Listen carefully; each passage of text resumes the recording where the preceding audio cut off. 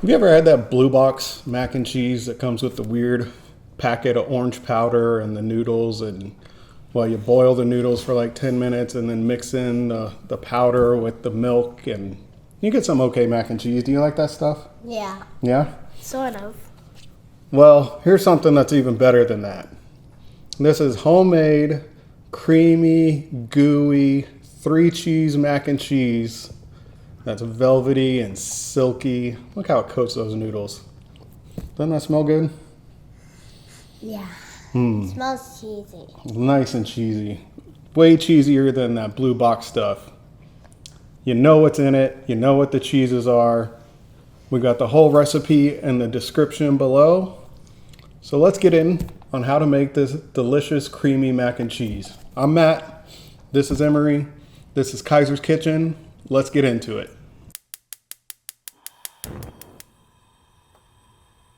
Okay, we've got our ingredients here. I'm going to start at the top right.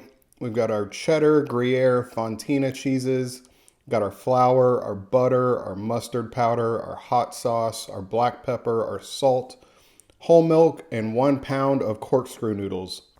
We're going to go ahead and shred our own cheese. I really like doing this a lot more than buying the store-bought cheese. And I also love this cheese grater. It's like one of my favorite tools in the kitchen. I've got it linked in the description if y'all want to check it out. And then we're going to come in and we're going to heat up our milk. It's really important for your roux to use warm milk and not cold milk. If you're asking what a roux is, well, here you go.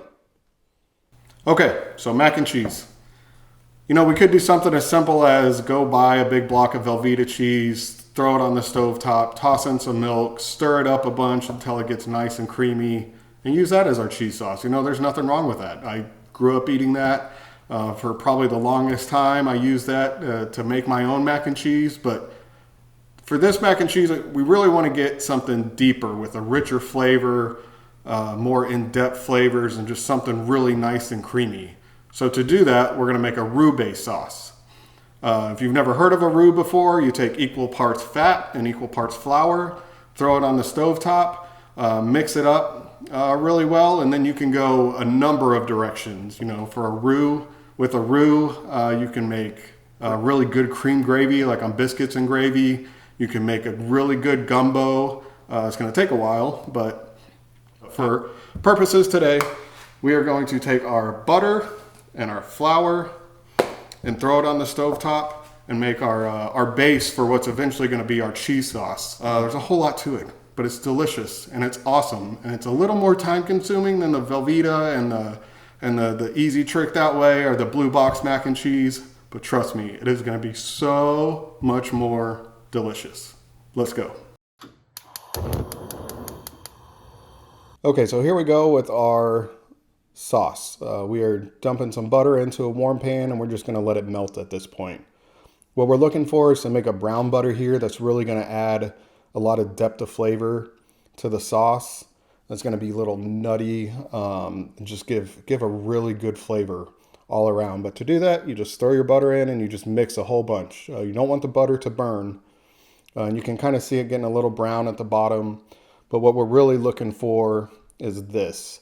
And you have to be really delicate here because it can burn quick. But once you got it here and you get that color and you smell the nuttiness, go ahead and throw your flour in. And then from here, you're just going to want to mix, mix, mix. That's kind of the key to the game at this point, is mix really well. We're wanting to cook that flour flavor out and just keep mixing. You can use a whisk, get a spatula, get everything off the bottom, off the sides. Make sure nothing's sticking and burning. Get back to the whisk and just keep stirring and stirring. And we're trying to make a blonde roux here. You could cook this down to where it almost looks like chocolate. We don't want that. We want it to be a little more blonde for this sauce. So yeah, you can just let it sit a little bit and then just keep mixing. And then eventually when we get the color, 3 to 4 minutes later, get that flour flavor cooked out. And then we're going to come in and we're going to start adding our warm milk to the sauce. So just ladle, 1 or 2 scoops at a time. And what it's going to do is that butter flour mixture, the roux is really going to start absorbing that milk. So you, again, just mix, mix, mix. This is a really tedious process. You can't leave here. You really have to baby the sauce at this point and just constantly be mixing because you don't want anything to burn. The sauce is really absorbing that milk really fast. The roux is really absorbing that milk really fast. And so we are just going to keep mixing. Spatula, whisk, back and forth until eventually, I fast forwarded through here, but you're going to get a really liquidy sauce like this. And it's going to look really liquidy. That's okay. We still have cheese to add.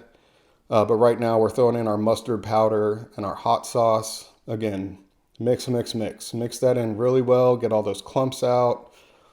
We're really just layering flavors right now. Just mixing, mixing, mixing. Just name of the game right now. Mix, mix, mix. And here we go. We're going to start adding our cheese. Just like one handful at a time. You really don't want to dump it all in at once. Throw a little bit in at a time. Mix it up really well. Let it melt. And then just continue this process over and over.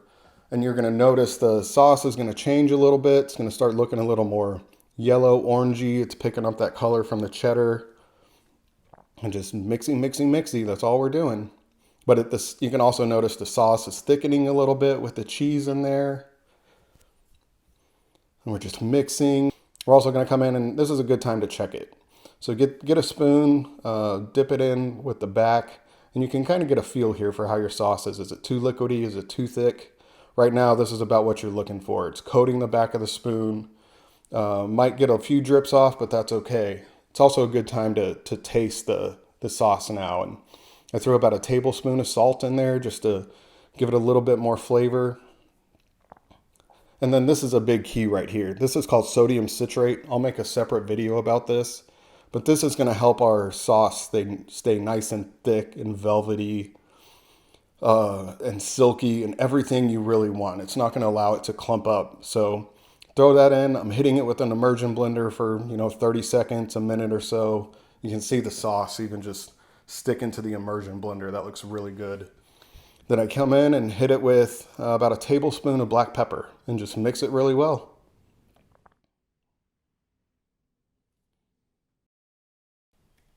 Okay, with our sauce done, we're going to come in, we're going to boil our water and make our noodles. So fill up a stock pot. Be sure to throw a lot of salt in here. You want this water really salty. That's going to help flavor your noodles as they're cooking. Just dump our noodles in and stir them around so they don't stick together. And usually about boiling, it takes about 10 minutes. You'll notice here when they start rising to the top, they're about done. So we will take our pot off the stove, go dump them in a colander in the sink. Be careful for any water splashing. That's hot water. That was what happened there. Dump them in. That steam's hot too, so be careful. And then I like to come in and just run some hot water over them, stir the noodles around, give them a good little shake here to get any excess water off. And then once you do that, we're going to take our noodles, throw them in a bowl or just any kind of container that you can mix the noodles and the sauce with.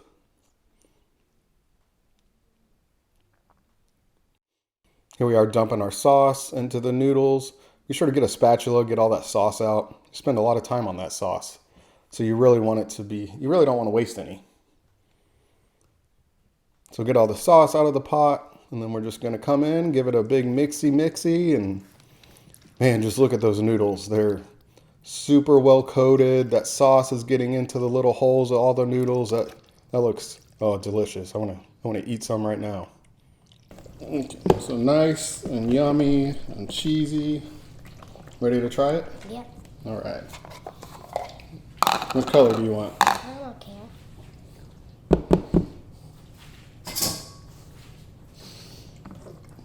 One big scoop for you. One big scoop for me. Fork. All right, mac and cheese, cheers. I don't really know how to do it. Cheers. Mmm. That's cheesy. Very.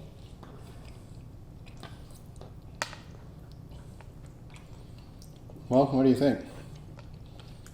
Really good. What do you like about it? What makes it really good? Guess. No, I'm asking you. What makes it really good? Cheese. All that cheese?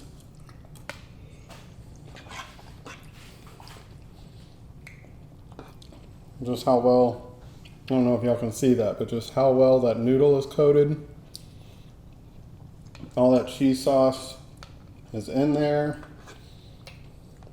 Mmm. That's super cheesy. Y'all can see it's not even like swimming in the noodles aren't swimming in the sauce. It's got like a nice coat to it. Because you don't want something too thick where, you know, it's just overpowering your mouth. You don't want the noodle swimming in the sauce where all you do is pull out a noodle and it's just the noodle and no sauce. But you can just see how coated everything is, how cheesy it is. Emery approved? You like it?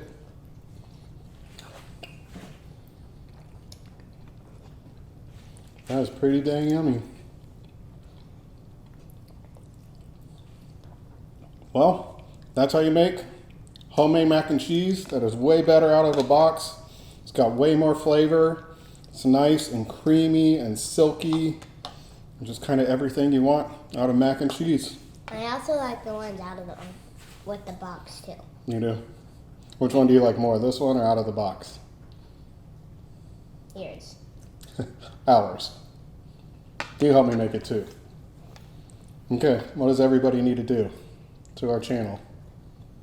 Oh yeah, like and subscribe. Can you tell the camera? Just look at the camera. You say it? Uh-huh. Why don't you say it with me? Okay, 1, 2, 3. Okay, be sure to like and subscribe. And if you make this recipe, comment, let us know how you like it. I'm Matt with Kaiser's Kitchen. This is Emery, and we'll catch you next time. I had no idea what to say. I couldn't catch up. That's some yummy mac and cheese. Even all that sauce left over at the bottom of the bowl.